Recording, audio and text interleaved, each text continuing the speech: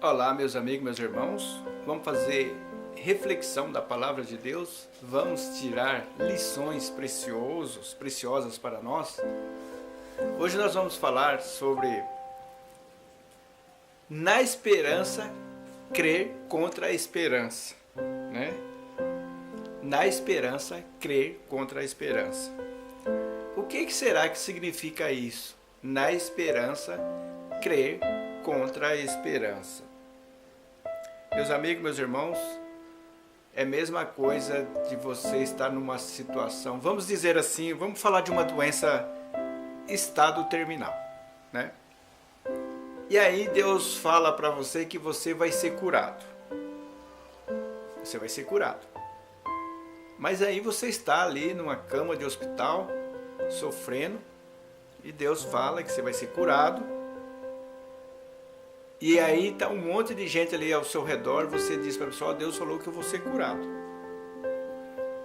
Você está tendo uma esperança que você vai ser curado. Mas você está crendo contra a esperança. Entenderam? Quer dizer, aos olhos humanos, aos olhos deste mundo, você não tem mais esperança. Então, para nós meditarmos sobre esta palavra aqui, que no mundo espiritual, nós cremos contra a esperança. Na minha vida foi assim também. Eu criei contra a esperança. Enquanto todo mundo dizia assim, pau que nasce torto, morre torto. E eu dizia, não vou morrer torto, né? Então eu criei contra a esperança. Eu tive esperança, o qual, na esperança, eu criei contra a esperança, né? E aí, para não ficar só nas nossas palavras aqui, para você entender isso aqui, e quando você crê contra a esperança, essa é a genuína fé em Deus. Por que é genuína fé? Porque você não tem nada em que se apoiar. Você não vê, falando aos olhos nossos, que não tem uma luz no fim do túnel. E aí nós vamos fazer a leitura aqui no livro de Romanos, capítulo 4, e o versículo 18. Aqui está falando de Abraão. Nós vamos ler o versículo 17 para nós entendermos o contexto, né? Abraão, todos sabem da história de Abraão. Abraão era um homem, né, o qual teve a sua esposa, Sara, que era uma mulher estéril. E Deus apareceu para esse homem, né, e falou que ele ia ser pai de muitas nações.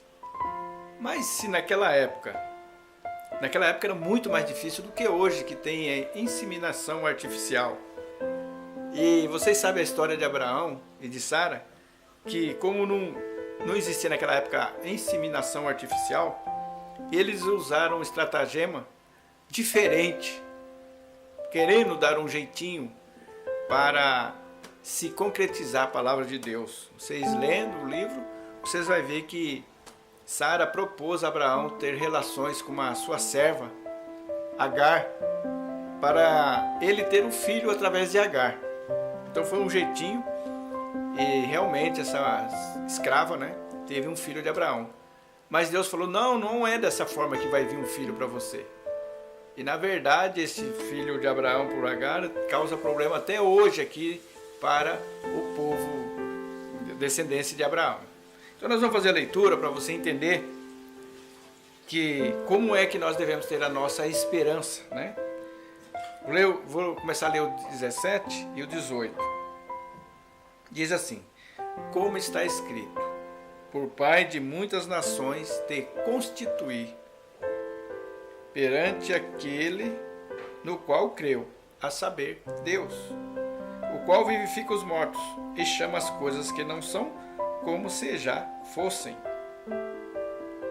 O qual em esperança creu contra a esperança, tanto que ele tornou-se pai de muitas nações, conforme o que lhe fora dito. Assim será a tua descendência. Meus amigos, meus irmãos, às vezes eu vejo servos de Deus, ah, mas está demorando tanto tempo acontecer isso na minha vida. Ah, mas eu acho que não vai acontecer. Meus irmãos, meus amigos, vamos ter, por exemplo, Abraão, Jó, né? Abraão já era um homem já de avançada idade, não tinha condições de ter filho, principalmente a esposa dele, Sara.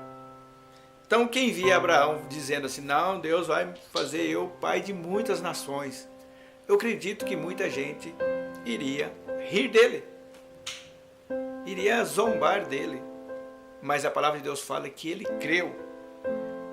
creu, e a palavra de Deus vai falando que ele creu de uma certa forma que aquela situação mortificada dele, a velhice dele, que não dava mais para ter fruto, ter um filho, ele falou, não, Deus pode fazer isso. E às vezes acontece isso na nossa vida. Por exemplo, o meu caso, todo mundo olhava e falava, seu caso não tem jeito não, já está numa época da sua vida que você não tem jeito, né? E Deus deu um jeito. E também eu acredito na vida de outras pessoas. Então, meus amigos, meus irmãos, que lições nós podemos tirar dessa esperança, essa crença, né? Essa crença contra a esperança. Essa crença contra a esperança, meus amigos, nós devemos ter da seguinte maneira: que Deus é poderoso para vivificar as coisas mortas da nossa vida. Qual área da sua vida que está morto? Qual área da sua vida que está morta? Então a nossa esperança é que Deus ele é capaz de ressuscitar. Por isso que a palavra de Deus fala, se nós não acreditamos que Jesus ressuscitou, então a nossa fé é em vão.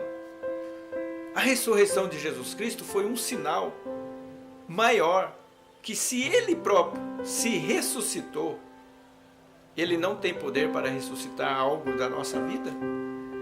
Se Ele próprio se ressuscitou, será que Ele não pode vivificar, Ele sendo o autor e consumador da fé?